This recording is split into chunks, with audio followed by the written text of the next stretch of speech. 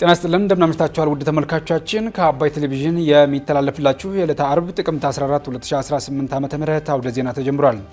በምሽቱ የዜና ውጃችን በርካታ ዘገባዎችን ወደ እናንተ እናደርሳለን። የቢዝነስና ምጣኔ ሀብት ዘገባችንም ሰዓቱን ጠብቆ ወደ እናንተ ይቀርባል። ዜናውን እየመራው ደግሞ እኔ ካሰኝር ጋር ከእናንተ ጋር ቆይታ አደርጋለሁ። አብራችሁን ቆዩ። በመጀመሪያው ክፍለ ጊዜ የመረጃ ጥንቅራችን የህወሓትን መፍረስ ተከትሎ መመስረቱ የተነገረው ስምረት ፓርቲ በዚህ ዓመት በሚካሄደው ሀገራዊ ምርጫ በትግራይ እንደሚወዳደር ማስታወቁን መንግስት የዓለም ባንክ ሪፖርት ያደረገው የደህንነት ምጣኔ ስሌት ተጨባጭ ሁኔታን ያላማከለ ነው ሲል መግለጹን እንዲሁም በታራሚዎች ላይ የአማራጭ ቅጣትን ለመተግበር የሚያስችል የአዋጅ ረቂቅ በቅርቡ ለፓርላማ ሊቀርብ መሆኑን ጨምሮ ሌሎች ጉዳዮችን ወደ እናንተ እናደርሳችኋለን። አብራችሁ ቆዩ። ወደ ቀዳሚ ዜና አለፍን። የህወሓትን መፍረስ ተከትሎ መመስረቱ የተነገረው ስምረት ፓርቲ በዚህ ዓመት በሚካሄደው ሀገራዊ ምርጫ በትግራይ እንደሚወዳደር አስታወቀም። በትግራይ ክልል ለመንቀሳቀስ አልሞ የተቋቋመው የዲሞክራሲ ስምረት ፓርቲ ዛሬ ጥቅምት 14 ቀን 2018 ዓ.ም በአዲስ አበባ የምስረታ ጠቅላላ ጉባኤውን አድርጓል። ጉባኤውን አስመልክቶ የስምረት ፓርቲ የሚዲያና ኮሚኒኬሽን ምክትል አስተባባሪ የሆኑት አቶ ጣመ አረዶም ለአባይ ቴሌቪዥን በሰጡት ማብራሪያ በአዲስ አበባ ጠቅላላ ጉባኤያቸውን ያደረጉት በባለፈው የነሐሴ ወር በትግራይ ለማድረግ ያቀዱት የምስረታ ጉባኤ የክልሉ ጊዜያዊ አስተዳደር የጸጥታ ጥበቃ አላደርግም ማለቱን ተከትሎ በመቅረቱ ነው ብለዋል። አቶ ጣዕመ አክለውም በዛሬው ጉባኤ ህገ ደንቦችንና ማኒፌስቶቸውን እንደሚያጸድቁ እንዲሁም ማዕከላዊ ኮሚቴና ቁጥጥር ኮሚቴ እንደሚመርጡ አሳውቀዋል። በተጨማሪም የዛሬውን ጉባኤ ሪፖርት ለምርጫ ቦርድ እንደሚያስገቡና ምርጫ ቦርድም ጠቅላላ ጉባኤያቸውን አጽድቆ የምዝገባ ፈቃድ ከሰጣቸው ወደ ፖለቲካዊ እንቅስቃሴ እንደሚገቡ አብራርተዋል። በ2018 ዓ.ም የሚካሄደው ሀገራዊ ምርጫ ላይ የክልል ፓርቲ እንደመሆናችን ትግራይ ክልል ላይ ብቻ ምርጫ እንወዳደራለን ብለዋል አቶ ጣመም። እንግዲህ ዛሬ ጥቅምት 14 2018 ዓ.ም ዲሞክራሲያዊ ስምረት ትግራይ ወይም ስምረት በሚል አጭር ስም የሚጠራው ፓርቲ ግንቦት 18 2017 ዓ.ም ከብሔራዊ ምርጫ ቦርድ የቅድመ ምዝገባ ወይም ጊዜያዊ የምዝገባ ፈቃድ ያገኘ ፓርቲ ነው። ዛሬ የምስረታ ጠቅላላ ጉባኤ ያደረገ ነው። ዛሬ የምስረታ ጠቅላላ ጉባኤ አዲስ አበባ የምናደርግበት ዋና ምክንያት የተሰጠን የጊዜያዊ የምዝገባ ፈቃድ ለ3 ወር የሚሰራ ነበር። እስከ ነሐሴ 18 2017 ዓ.ም የሚያልቅ ነበር። ትግራይ ክልል ውስጥ ለማድረግ እቅድ ይዘን ነሐሴ 17 2017 ዓመተ ምህረት ጠቅላላ ጉባኤ ለማድረግ ጥያቄ አቅርበን ወደ ጊዜያዊ መስተዳደሩ እንደማይችሉና የጸጥታ ወይም የሴኩሪቲ ሽፋን እንደማያደርጉ መልስ ስለሰጡን ወደ ምርጫ ቦርድ አቅርበን ለተጨማሪ 3 ወር ተራዝሞልናል።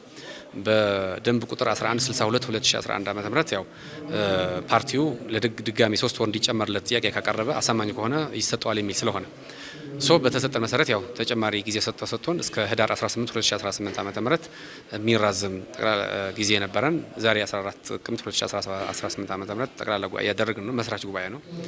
ይህንን መስራች ጉባኤ የምናደርገው ትግራይ ክልል ውስጥ በጸጥታ ምክንያት ማድረግ ስላልቻልን ብቻ የሚደረግ ነው። ዛሬ ህገ ደንባችን እናጸድቃለን፣ ማኒፌስቶ እናጸድቃለን፣ ፕሮግራማችን እናጸድቃለን፣ ማዕከላዊ ኮሚቴ እንመርጣለን፣ ቁጥጥር ኮሚሽን የሚባለው እንመርጣለን። በዚህ መሰረት የአመራር ምደባዎችና ስራዎች ይሰጣሉ። በቀጥታ ወደ ሙሉ የአባላት ማፍራትና እንቅስቃሴዎች የፋይናንስ ሞቢላይዜሽን እና ሌሎች የፖለቲካ ስራዎች እንሰራለን። ምክንያቱም በጊዜያዊ የምዝገባ ፈቃድ ውስጥ ሆነ ፖለቲካ መስራት አይቻልም፣ የፖለቲካ እንቅስቃሴ ማድረግ አይቻልም፣ መግለጫ ማውጣት አይቻልም። ሙሉ የእውቅና ሰርቲፊኬት ካገኘ በኋላ የሚደረግ ስለሆነ ይህንን ጠቅላላ ጉባኤ ከጨረስን በኋላ ወደ ምርጫ ቦርድ አቅርበን ሪፖርቱን ምርጫ ቦርድ ጠቅላላ ጉባኤያችን ካጸደቀውና የምዝገባ ፈቃድ ከሰጠን በኋላ ሙሉ ፓርቲ ሆነን ፖለቲካ እንቅስቃሴ እናደርጋለን። 2018 በሀገር ደረጃ አገር አቀፍ የምርጫ ሂደት ይደረጋል። የ2018 እኛ የክልል ፓርቲ ስለሆንን ትግራይ ክልል ውስጥ ምርጫ እንወዳደራለን። ህዝቡን አሳምነን ከተመረጥን መንግስት ሆነን ህዝቡን እናገለግላለን።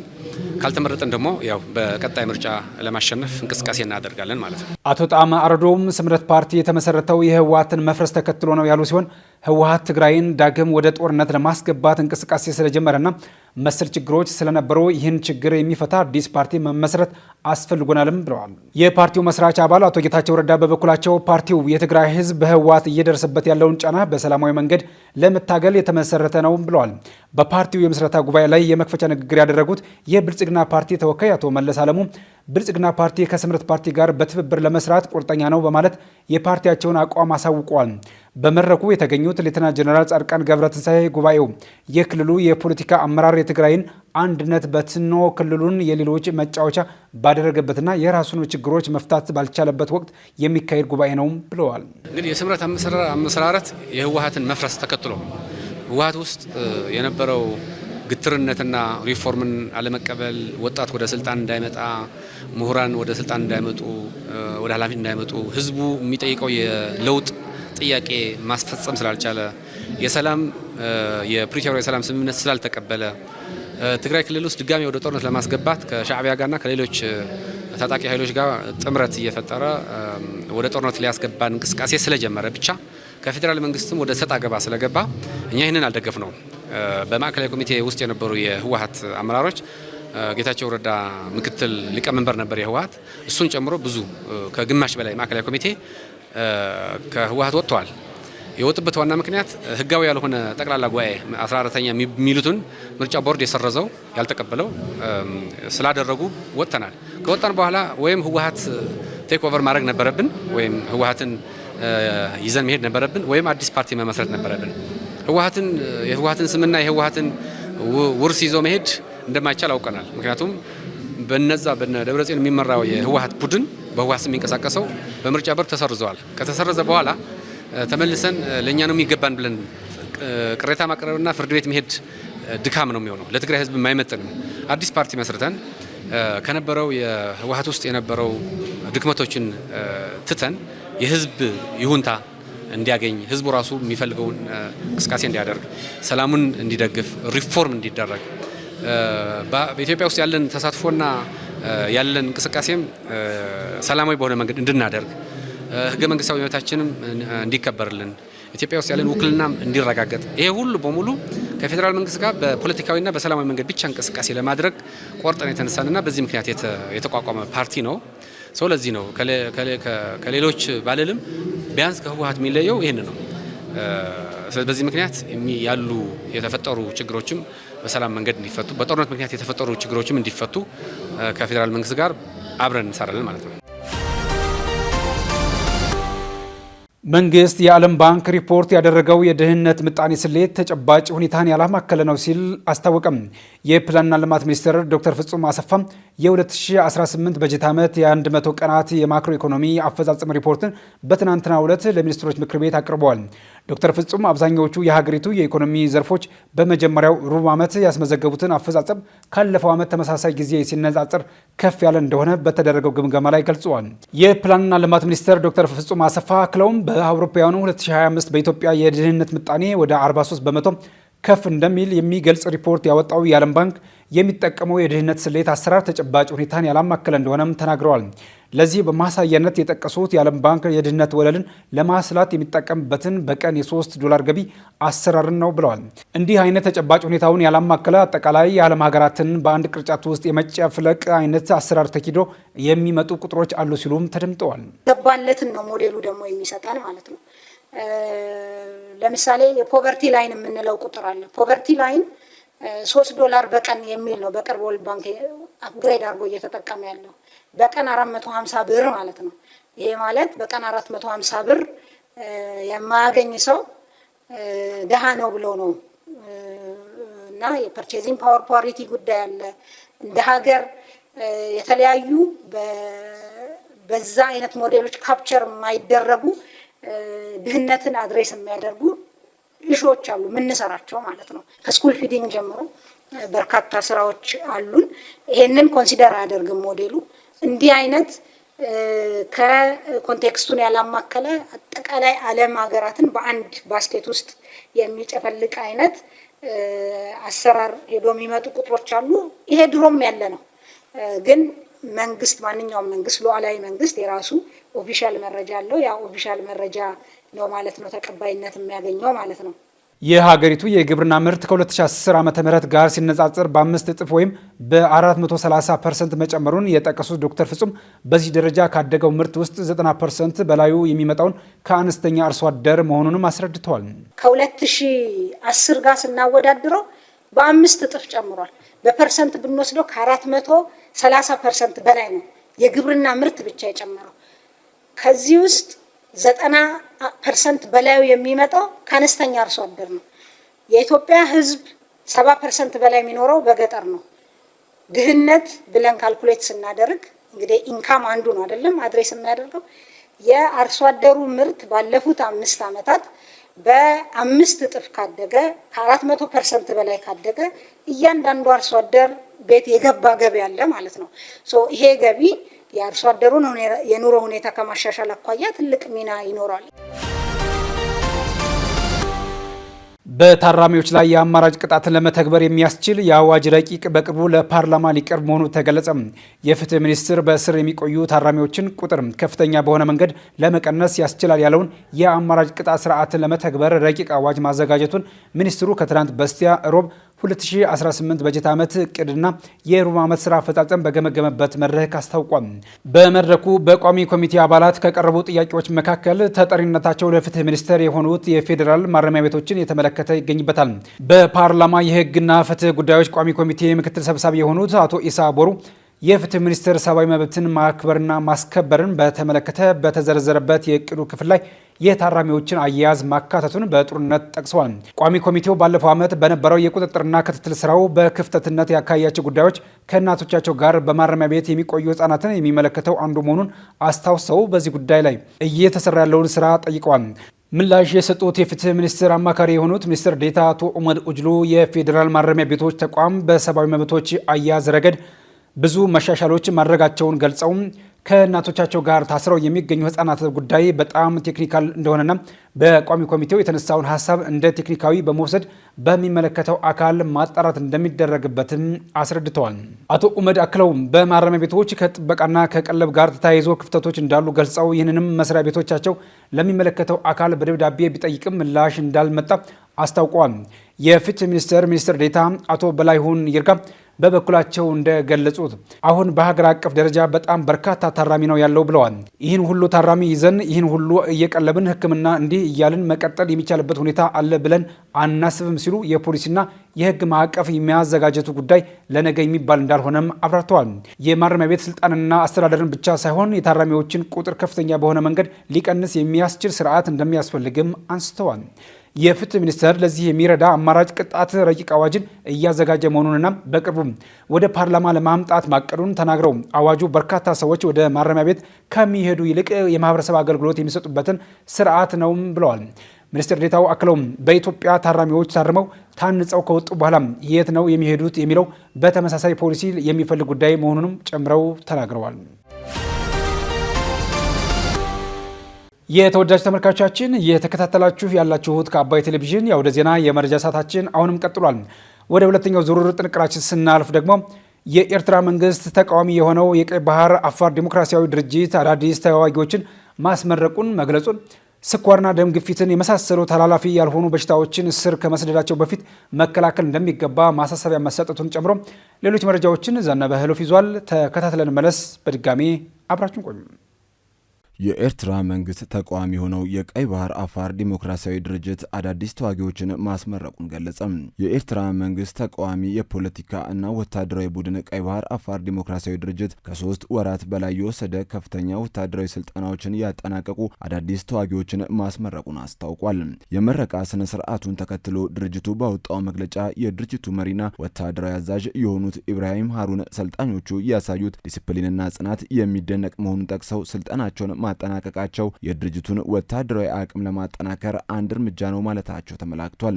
እንደ ድርጅቱ ገለጻ ስልጠናው ትኩረት ያደረገው በውጊያ እንቅስቃሴዎች፣ በሽምቅ ውጊያ ስልቶች፣ በአካላዊ ብቃት ማጉልበት እንዲሁም ግልጽ በሆኑና ህዝብ በሚበዛባቸው አካባቢዎች ስትራቴጂያዊ ስምሪቶችን መከወል ላይ ነው። ኢብራሂም ሃሩን ቡድኑ የቀይ ባህር አፋር ማህበረሰቦችን መብት የመጠበቅና በኤርትራ መንግስት ይፈጸማል ያለውን ጭቆና የመቃወም ተልዕኮ እንዳለው አረጋግጠዋል። አያይዘውም አሁን ላይ ያለውን ፖለቲካዊና ወታደራዊ ፍላጎቶች በማሟላት የባህር ላይ አቅም ማጎልበትን ጨምሮ ተግባራዊ አቅሙን ለማሳደግ ማቀዱን ተናግረዋል። እንዲሁም የአፍሪካ ቀንድን ሰላምና መረጋጋት አደጋ ላይ ጥሏል ያሉትን የኤርትራ መንግስት ለመታገል የኤርትራ ተቃዋሚዎች የጋራ ግንባር እንዲፈጥሩ ጥሪ አቅርበዋል። ቡድኑ በመግለጫው ከኤርትራ መገንጠል በኋላ ገዢው ህዝባዊ ግንባር ለዲሞክራሲና ፍትህ ህግደፍ ከመጀመሪያውኑ በቀይ ባህር አፋር ህዝብ ላይ በርካታ ኢፍትሐዊ ድርጊቶችንና ግፎችን ፈጽሟል ሲል ክስ አቅርቧል። ስኳርና ደም ግፊትን የመሳሰሉ ተላላፊ ያልሆኑ በሽታዎችን ስር ከመስደዳቸው በፊት መከላከል እንደሚገባ ማሳሰቢያ ተሰጠ። ተላላፊ ያልሆኑ በሽታዎችን ለመከላከል የአኗኗር ዘይቤን መቀየር ያስፈልጋል ሲል የጤና ሚኒስቴር ማሳሰቢያ ሰጥቷል። ስኳርና ደም ግፊት የመሳሰሉ ተላላፊ ያልሆኑ በሽታዎች ከአኗኗር ዘይቤ መቀየርና ከአመጋገብ ጋር ተያይዘው እንደሚመጡ መረጃዎች የሚጠቁሙ ሲሆን በሽታውን አስቀድሞ መከላከል የሚቻል ቢሆንም በርካታ ዜጎች በበሽታው መያዛቸውን የሚያውቁት ስር ከሰደደ በኋላ እንደሆነ ይጠቅሳል። በጤና ሚኒስቴር የበሽታዎች መከላከልና መቆጣጠር መሪ ስራ አስፈጻሚ ዶክተር ህይወት ሰለሞን ተላላፊ ባልሆኑ በሽታዎች የሚያዙ ሰዎች ቁጥር ጨምሯል ብለዋል። በዚህም በርካታ ሰዎች ለስኳር፣ ለካንሰር፣ ለደም ግፊትና ለተለያዩ ተላላፊ ላልሆኑ በሽታዎች እየተጋለጡ እንደሚገኙ ለኢዜአ ተናግረዋል። እየጨመሩ የመጡትን ተላላፊ ያልሆኑ በሽታዎች አስቀድሞ ለመከላከል በተለያየ መልኩ ለህብረተሰቡ የግንዛቤ ማስጨበጫ ትምህርት እየተሰጠ ነው ብለዋል። ተላላፊ ያልሆኑ በሽታዎችን በተመለከተ አስተያየት የሰጡ የህክምና ባለሙያዎች በበኩላቸው በአብዛኛው ተላላፊ ያልሆኑ በሽታዎች ከአኗኗር ዘይቤ መቀየርና ከአመጋገብ ጋር ተያይዘው እንደሚመጡ አስረድተዋል። በቅዱስ ጳውሎስ ሆስፒታል ሚሊኒየም ህክምና ኮሌጅ የጽኑ ህሙማን ስፔሻሊስት ዶክተር ትንቢት ዋላሸት ለኢዜአ እንዳሉት በቂ አካላዊ እንቅስቃሴ አለማድረግ፣ ሲጋራ ማጨስ፣ የአልኮል ተጠቃሚነትና ከልክ ያለፈ የሰውነት ክብደት ለበሽታው አጋላጭ ናቸው። በመሆኑም እነዚህን በሽታዎች ለመከላከል አስፈላጊውን ጥንቃቄ ማድረግ እንደሚገባ መክረዋል። በተመሳሳይ በቅዱስ ጳውሎስ ሆስፒታል ሚሊኒየም ህክምና ኮሌጅ የጽኑ ህሙማን ስፔሻሊስት ዶክተር መላኩ እንዳለ በበኩላቸው የአኗኗር ዘይቤን በመቀየር ተላላፊ ካልሆኑ በሽታዎች ተጋላጭነት ራሳቸው ሊጠብቁ እንደሚገባ ተናግረዋል። ከፍተኛ የኢኮኖሚ ጦርነት ውስጥ ገብተው የነበሩት የአሜሪካው ፕሬዝዳንት ዶናልድ ትራምፕና የቻይናው አቻቸው ፕሬዝዳንት ጂ ጂንፒንግ በደቡብ ኮሪያ ሊገናኙ ነው። የአሜሪካው ፕሬዝዳንት ዶናልድ ትራምፕ ጥቅምት 30 በእስያ ከሚካሄደው ጉባኤ ጎን ለጎን ከቻይናው አቻቸው ጂ ጂንፒንግ ጋር በደቡብ ኮሪያ ይገናኛሉ ሲል ዋይት ሀውስ አረጋግጧል። ትራምፕ ወደ ስልጣን ከተመለሱ በኋላ በሁለቱ መሪዎች መካከል የሚደረግ የመጀመሪያው የፊት ለፊት ግንኙነት ይሆናል። ትራምፕ ቻይና ብርቅዬ የማዕድናት ኤክስፖርት ላይ የጣለችውን ጥብቅ ገደቦችን ካላነሳች ከህዳር ወር ጀምሮ በቻይና ምርቶች ላይ 100% ተጨማሪ ታሪፍ እንደሚጥሉ አስፈራርተዋል። የዋይት ሀውስ የፕሬስ ጸሐፊ ካሮሊን ሊቪት ሐሙስ ዕለት በሰጡት ጋዜጣዊ መግለጫ በሁለቱ መሪዎች መካከል ይደረጋል የተባለው ስብሰባ እንደሚካሄድ አረጋግጠዋል። የሁለትዮሽ ስብሰባው ከነጮቹ ጥቅምት 31 እስከ ህዳር 1 በደቡብ ኮሪያ ጆንግጁ ከሚካሄደው የእስያ ፓሲፊክ የኢኮኖሚ ትብብር ጉባኤ ጎን ለጎን ይካሄዳል ተብሏል። ትራምፕ ቀደም ብለው ከቻይና ፕሬዝዳንት ዢ ጋር እገናኛለሁ፣ ረዥም ጊዜ የሚወስድ ስብሰባ አለን፣ ብዙ ጥርጣሬዎቻችንን፣ ጥያቄዎቻችንና አስደናቂ ሀብቶቻችንን በጋራ መፍታት እንችላለን ሲሉ ተናግረዋል። ትራምፕና ዢ በዚህ ዓመት ቢያንስ ለ3 ጊዜ ተነጋግረዋል። በተለይም በመስከረም ወር ባደረጉት ንግግር ቲክቶክ በአሜሪካ ውስጥ ስላለው እንቅስቃሴ ከስምምነት ላይ ደርሰዋል። ለመጨረሻ ጊዜ ፊት ለፊት የተገናኙት በ2019 በትራምፕ የመጀመሪያ የፕሬዝዳንትነት ዘመን ነበር። ትራምፕ ከዢ ጋር በቀጥታ መነጋገር በአሜሪካና ቻይና መካከል እንደ ታሪፍ፣ የንግድ አለመግባባቶች፣ የፌኒታል ዝውውርና ሌሎች ጉዳዮች ያሉ ቀጣይ ውጥረቶችን ለመፍታት በጣም ውጤታማው መንገድ እንደሆነ ተናግረዋል። ከአባይ ቴሌቪዥን የምሽት ዘገባዎች እንደቀጠሉ ናቸው። ውድ ተመልካቾቻችን፣ አሁን ደግሞ የቢዝነስና ምጣኔ ሀብት ጉዳዮች የሚቀርቡበት ሰዓት ላይ ደርሰናል። መረጃዎችን ሀና ፍሳ ይዛለች። በድጋሜ አብራችሁን ቆዩ። ብሔራዊ ባንክ ከግልና የሶስተኛ ወገን የባንክ ሂሳብ አጠቃቀም ጋር በተያያዘ አዲስ መመሪያ ለባንኮች አስተላለፈ። የኢትዮጵያ ብሔራዊ ባንክ አደረኩት ባለው ምርመራ ቁጥራቸው ቀላል የማይባሉ የባንክ ደንበኞች በዋናነት የንግድ ድርጅቶችና ግለሰብ ነጋዴዎች ለንግድ ስራቸው ተብሎ ከተከፈተውና በሚመለከተው የግብር ሰብሳቢ ተቋም ካስመዘገቡት የባንክ ሂሳቦች ውጪ የግል የባንክ ሂሳባቸው ወይም የሶስተኛ ወገን የባንክ ሂሳብ ተጠቅመው የተለያዩ የንግድ ግብይቶችንና ገንዘብ እንቅስቃሴዎችን እየፈጸሙ መሆናቸውን አረጋግጫለሁ ብሏል። ይህ አሰራርም ከግብር ሰብሳቢ ባለስልጣናት ቁጥጥርና ክትትል ለመሸሽ የሚደረግ ተግባር ከመሆኑ በተጨማሪ በዚህ አግባብ የሚፈጸሙ የፋይናንስ ግብይቶችና የገንዘብ እንቅስቃሴዎች የወንጀል ፍሬ ወይም ሽብርተኝነትን በገንዘብ ከመርዳት ጋር የተያያዙ ወይም የተገናኙ ሊሆኑ ይችላሉ ሲል ገልጿል። እነዚህንና መሰል ተግባራትንም ለመግታት አስፈላጊው የተቀናጀ እርምጃ እንዲወሰድ ተወስኗል ሲል አስታውቋል። የፋይናንስ ስርዓቱን ጤናማነትና ታማኝነት እንዲሁም አጠቃላይ የኢኮኖሚ ደህንነት ለመጠበቅ የኢትዮጵያ ብሔራዊ ባንክ ለሁሉም ባንኮች የግል ባንክ ሂሳቦችን ለንግድና ለህገወጥ ድርጊት የሚጠቀሙ ደንበኞችን አስመልክቶ አስፈላጊ መረጃዎችን በማደራጀት እንዲልኩ መመሪያ ማስተላለፉን ከኢትዮጵያ ብሔራዊ ባንክ ያገኘነው መረጃ ያመለክታል። አምስተኛው የአርኪ የሪል ስቴቶች የቤትና የሱቅ ሽያጭ ኤክስፖ ተከፈተ። አርኪ ኢቨንት ኦርጋናይዘር ከጥቅምት 14 እስከ ጥቅምት 16 ለ3 ቀናት የሚቆይ የሪል ስቴት የቤቶችና ሱቆች ሽያጭ ኤክስፖ ከፍቷል።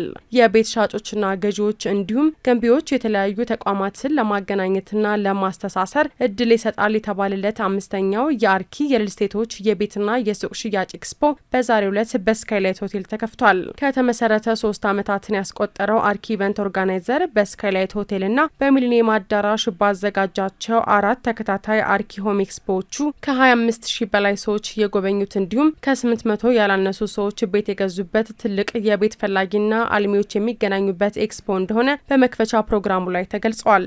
አርኪ የሪል ስቴቶች የቤት ሽያጭ ኤክስፖ በከተማዋ ያሉ የሪል ስቴቶች ቤት ገንቢዎች የሚሳተፉበት ኤክስፖ ሲሆን ቤትን በታላቅ ቅናሽ የሚያቀርቡበትና የሚሸጡበት፣ ቤት የሚገዙ የቤት ዕቃ በነጻ የሚሸለሙበት እንዲሁም ቤት ገዢዎች እንደ ፍላጎታቸው መርጠው የሚገዙበት መሆኑም ተገልጿል። ከዚህ በተጨማሪም የዘንድሮ የ2018 ዓ.ም ኤክስፖ ከዚህ ቀደም ከነበሩ ሁነቶች ለየት የሚያደርጋቸው በርካታ ሁነቶች መዘጋጀታቸውን የአርኪ ኢቨንት ኦርጋናይዘር አዘጋጅ አቶ ዮሐንስ ግርማ የተናገሩ ሲሆን ሁነቱን በመላ ሀገሪቱ ከዛም በአፍሪካ ጭምር የማዳረስ እቅድ መያዙን አብራርተዋል።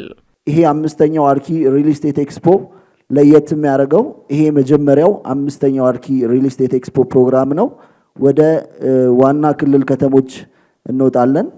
ሙሉ አዲስ አበባን ከዚህ በኋላ የምናካልልበት ፕሮግራም፣ ሙሉ ኢትዮጵያን የምናካልልበት ፕሮግራም ይኖረናል።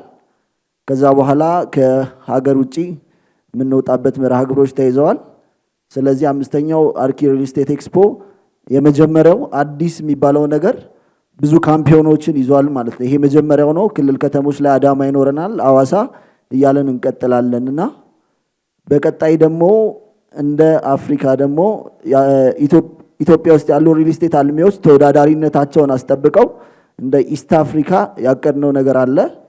ተወዳዳሪነታቸውን አስጠብቀው ኢስት አፍሪካ ሪል ስቴት አዋርድን ለማዘጋጀት እንቅስቃሴ ላይ ነን ያለነው። አርኪ ኢቨንት ኦርጋናይዘር ባዘጋጀው በዚህ ኤክስፖ በዘርፉ ላይ የተሰማሩ የቤት አልሚ ድርጅቶችና አጋር አካላት የተሳተፉ ሲሆን ኤክስፖ መንግስታዊና መንግስታዊ ያልሆኑ ተቋማትን አንድ ላይ በማቀናጀት በከተማ እንዲሁም በሀገር አቀፍ ደረጃ ሊሰሩ የታሰቡ መዋቅራዊ ቅንጅቶችን ለመፍጠር ምቹ እድል እንደሚፈጥር ተገልጿል። በተጨማሪም ገዥና ሻጭን በአንድ ላይ በማገናኘት በቀጥታ የሚፈልጉትን የቤት አይነት የሚመርጡበት፣ ስለ አጠቃላይ ሂደት በግልጽ መረጃ የሚለዋወጡበት፣ በርካታ አማራጮች ያሉበት ለተረጋጋና ምክንያታዊ የቤት ግዢ ውሳኔ ምቹና አይነተኛ አጋጣሚ ይፈጥራል ተብሏል። የሐዋሳ ከተማ አስተዳደር ባልተገባ መልኩ የተያዙ የመንግስት ቤቶችን በማስለቀቅ ለከተማዋ ነዋሪዎች ማስተላለፍ ጀምራለሁ አለ። የከተማ አስተዳደሩ ከንቲባ አቶ ተክሌ ጆምባ በተለያዩ አጋጣሚዎች በከተማዋ የሚገኙ የመንግስት ቤቶች የመንግስት ቤት ወደማይገባቸው ግለሰቦች መዘዋወራቸውን ተናግረዋል። ከንቲባው አክለውም በተለይ የግል ቤት ኖሯቸው በመንግስት ቤት የሚኖሩ ግለሰቦችን ቤት በመረከብ ለሚገባቸው የከተማ ነዋሪዎች ለማስተላለፍ ዝግጅት ተደርጓል ሲሉ ገልጸዋል። የክልሉ መንግስት ይህ ተፈጻሚ እንዲሆን አቅጣጫ አስቀምጧል ያሉት አቶ ተክሌ የከተማው አስተዳደርም ለተፈጻሚነቱ በቁርጠኝነት ይሰራል ማለታቸውን ከተማ አስተዳደሩ በይፋዊ የማህበራዊ ትስስር ገጹ ላይ አጋርቷል። ከተማ አስተዳደሩ ይህ ቤቶችን የማስለቀቅ ስራ በምን አግባብ እንደሚመራ፣ ከመቼ ጀምሮ ተፈጻሚ እንደሚሆን እንዲሁም ስንት ቤቶች ባልተገቡ ሰዎች እንደተያዙ በይፋ ያለው ነገር የለም። በሌላ በኩል በሲዳማ ብሔራዊ ክልል ገቢዎች ባለስልጣን የ2018 በጀት ዓመት አንደኛ ሩብ ዓመት የገቢ አሰባሰብ አፈጻጸም ግምገማ ንቅናቄ ማጠቃለያ መድረክ ላይ በሐዋሳ ከተማ በተካሄደበት ወቅት የሲዳማ ክልል ገቢዎች ባለስልጣን ዋና ዳይሬክተር አቶ ደምሴ ሳቱ በሁሉም አካባቢዎች በመደበኛ የገቢ አሰባሰብ ስራ የተሻለ አፈጻጸም መኖሩን ጠቁመዋል። ነገር ግን በማዘጋጃ ቤታዊ ገቢ አሰባሰብ ዙሪያ ጉድለቶች መኖራቸውን ተናግረው በሁሉም የገቢ ርዕሶች ገቢን አሟጦ ከመሰብሰብ አንጻር የሚስተዋሉ ጉድለቶች ሊቀረፉና ገቢን 100% አሟጦ መሰብሰብ እንደሚገባም አመላክተዋል። ስትከታተሉት የነበረው የዕለተ አርብ ጥቅምት 14 2018 ዓ.ም ከአባይ ቴሌቪዥን የአውደ ዜና የመረጃ ጥንቅራችን ይህንን ይመስል ነበር። አብራችሁን ስለነበራችሁ ምስጋናችን ከልብ ነው። በያላችሁበት መልካም ምሽት።